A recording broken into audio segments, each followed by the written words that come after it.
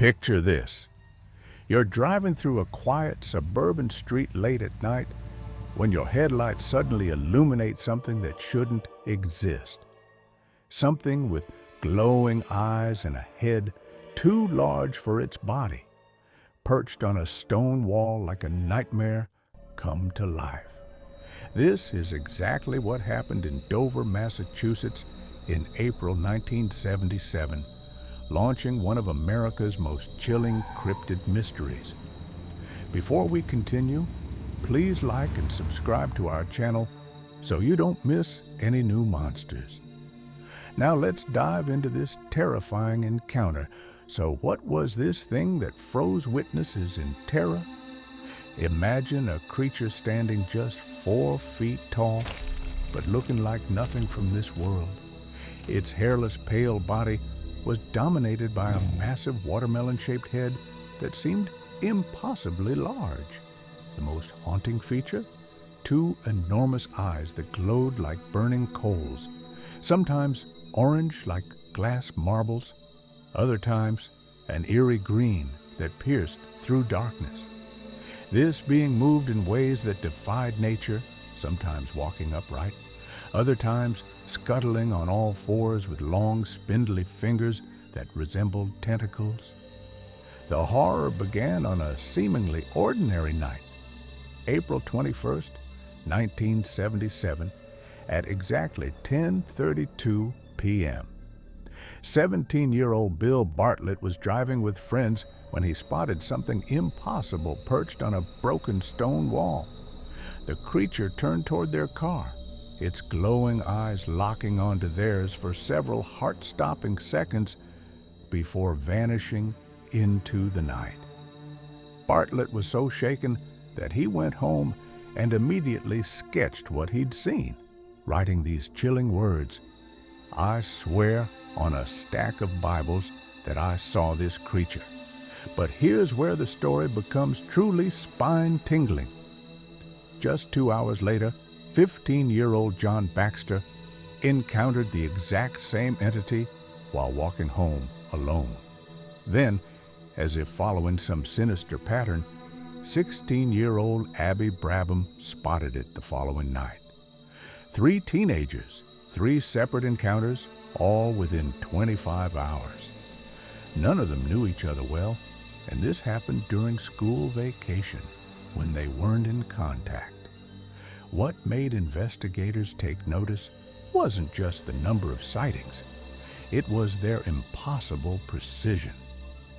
When cryptozoologist Lauren Coleman mapped the 3 encounter locations, they formed a perfectly straight line stretching over 2 miles.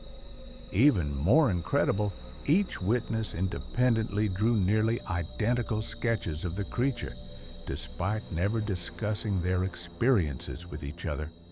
Coleman was so intrigued, he coined the name that would make this entity famous, the Dover Demon. Naturally, skeptics emerged with explanations. Some suggested it was merely a snowy owl caught in headlights. Others proposed a baby moose or sick animal. Police dismissed the entire incident as nothing more than teenagers pulling an elaborate hoax during their school break. But these theories had glaring problems. No animal tracks were found, no missing livestock reported, and owls don't perch on walls with glowing eyes the size of marbles. The witnesses themselves paint a far more disturbing picture of their encounters. They describe the creature freezing like a deer caught in headlights, but with an intelligence behind those glowing orbs that felt almost human. Its skin appeared rough and textured, described as feeling like wet sandpaper, if you dared to imagine touching it. When threatened or approached, it would move with unnatural speed, scurrying into ravines or pressing its thin body against trees, its finger-like appendages wrapping around bark. Some witnesses even reported hearing it make sounds, a bone-chilling combination of hawk screech and snake hiss that echoed through the night. This strange encounter didn't fade into obscurity like so many others. The Dover Demon became a cultural phenomenon, with the local historical society even selling merchandise featuring Bartlett's original sketch. Researchers discovered striking similarities to ancient Native American legends, particularly the Cree tales of the Managishi, a supernatural trickster with an eerily similar appearance. The creature found new life in modern media, appearing in manga, comic books, and television shows around the world. Now, nearly half a century later, the mystery has only deepened.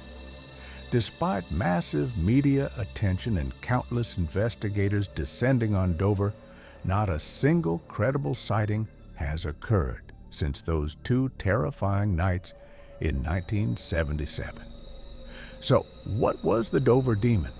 An extraterrestrial visitor that completed its mission and departed. Some kind of interdimensional being that briefly slipped into our reality?